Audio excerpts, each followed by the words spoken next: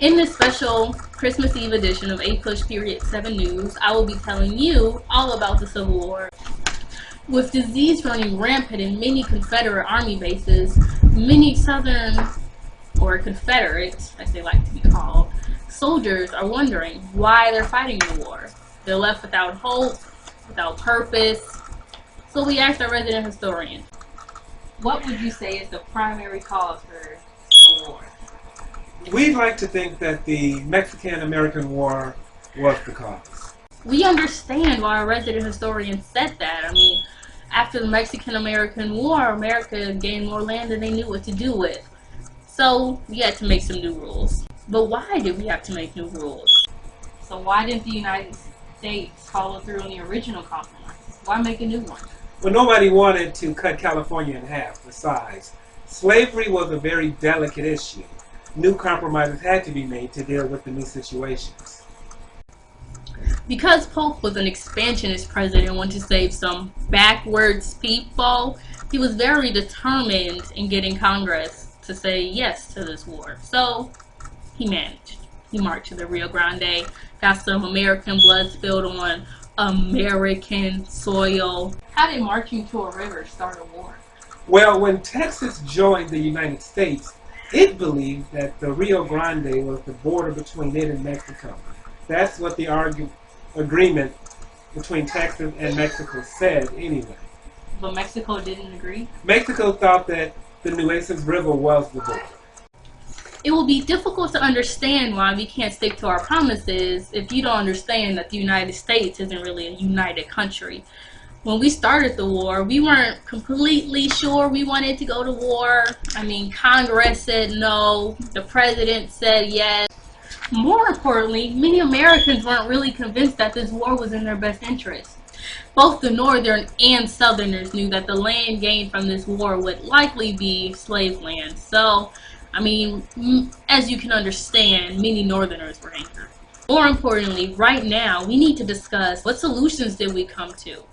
For starters, there was this guy, David Wilmot, who had a not-so-bright idea to suggest that all the land become free land. Everyone knows that the Southerners weren't going to go for such a law. He called it the Wilmot Proviso, and it was blocked pretty much every time he suggested it. Not pretty much every time, every single time he suggested it. It seemed that the Mexican-American War had driven yet another wedge between North and South. Many Northerners were upset that Utah had the possibility of becoming a slave state because it was up here and was supposed to be a free state. Many Southerners were also angry that New Mexico had the chance to become a free state. Even though it's considered a compromise, many Southern and Northerners were upset because of this. After the Compromise of 1850, where New Mexico and Utah got to choose their fates, there was the Kansas-Nebraska Act, where Kansas and Nebraska both got to choose their fates too. Many Northern and Southerners tried to take advantage of this by moving to Kansas to try and sway the vote.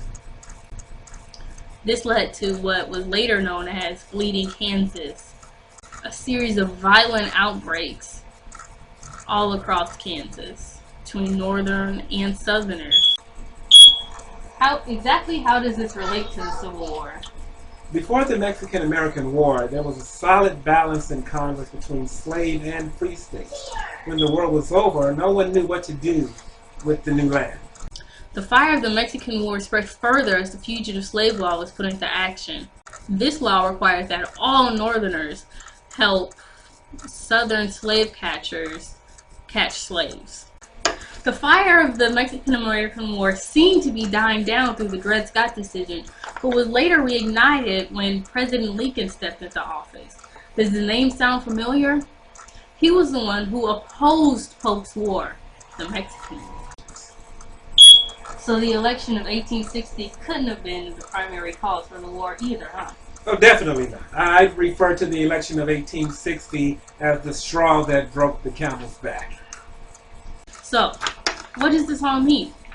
The Mexican-American War led to the Civil War and was the primary cause of the Civil War because it reignited tensions about whether to spread, contain, or eliminate slavery in the United States. Christmas Eve! I'm doing hate push. I love it.